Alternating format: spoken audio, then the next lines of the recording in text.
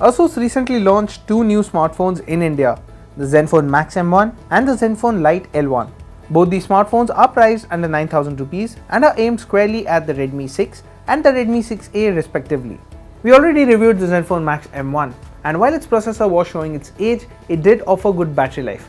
The ZenFone Lite L1 has the same processor and is priced aggressively at 6,999 rupees and is available at an even lower festive price tag of 5,999 rupees.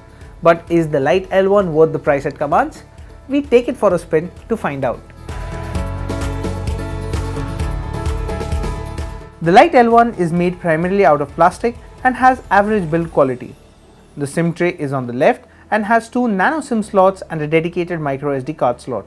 There is support for 4G and VoLTE on both SIMs, but only one can connect to 4G at a time. It has a 5.45-inch IPS display with HD Plus resolution and an 18:9 aspect ratio. The size makes it easy to use in one hand and the corners of the display are easy to reach.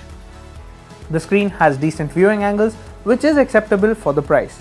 The back seems bare minimum as it only has the primary camera and the flash at the top left corner and the Asus branding right in the center. The ZenFone L1 is powered by the octa-core Qualcomm Snapdragon 430 processor.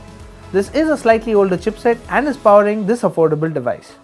There is 2 GB of RAM and 16 GB of internal storage, which is further expandable using the microSD card slot, which accepts cards up to 256 GB. The direct competitor to the Lite L1 is the Redmi 6A, which sports a more recent processor, the MediaTek Helio A22. Asus ships the Lite L1 with Android Oreo with Zen UI on top, which comes with a few customizations and pre-installed apps. The Lite L1 lets you set up face recognition to unlock the smartphone and takes about 2 seconds to unlock the phone. While the UI is smooth, we did observe it slowing down after running a couple of apps in the background. Compared to the Max M1, the lower RAM on the Lite L1 is the reason for longer load times and random slowdowns. Out of the 16 GB of internal storage, you get roughly around 8 GB for apps and games. With file sizes of apps and games ballooning, we had to uninstall a few apps before we could install games like PUBG on the phone. We tried using a microSD card slot, but the phone did not give the option to format and use it as internal memory. PUBG Mobile takes a long time to load, but the phone is capable of playing it at the lowest settings. The touch response of the display was a little slow as well. We saw stutters during gameplay as well as a higher battery drain. Alto's Odyssey also had occasional slowdowns. The Lite L1 packs in a 3000 mAh battery and gets a 5.2 watt charger in the box. In our HD video loop test, the phone managed to go on for 9 hours and 10 minutes, which is lower than the Max M1. With our usage consisting of playing game for half an hour, an active WhatsApp account, it lasted us over 1 day without needing the plug. Just like the Max M1, the Lite L1 also has a 13 megapixel primary camera and the camera app is identical. Photos clicked from the Lite L1 were average at best. Zoom into a landscape shot and you will see fine grains. You can use the HDR toggle in the bright scene and it does improve the output.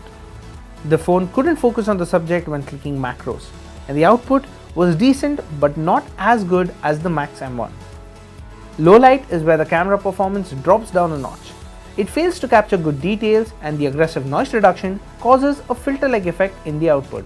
Selfies clicked from the Lite L1 are good enough to be shared on social media apps and is acceptable for the price.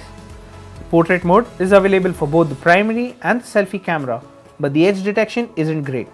We also found the background blur to be very aggressive, causing it to look artificial. Video recording maxes out at 1080p for both the primary and the selfie camera.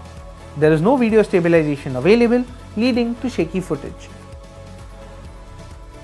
The Asus ZenFone Lite L1 is priced aggressively at 6,999 rupees, but is available for 5,999 rupees under FLIPKART's Festive Dhamaka Days sale. The Snapdragon 430 is slower compared to the newer processors that are available in the market, and the 2 GB of RAM creates another bottleneck, holding it back from delivering a fluid experience. If you are on a strict budget, you may want to consider the Xiaomi Redmi 6A, or we would recommend that you stretch your budget a little and go for the Max M1 instead. So that was our review of the ZenFone Lite L1. What do you think about this device? Let us know in the comment section below. And as always, for all things tech, stay tuned to gadgets360.com.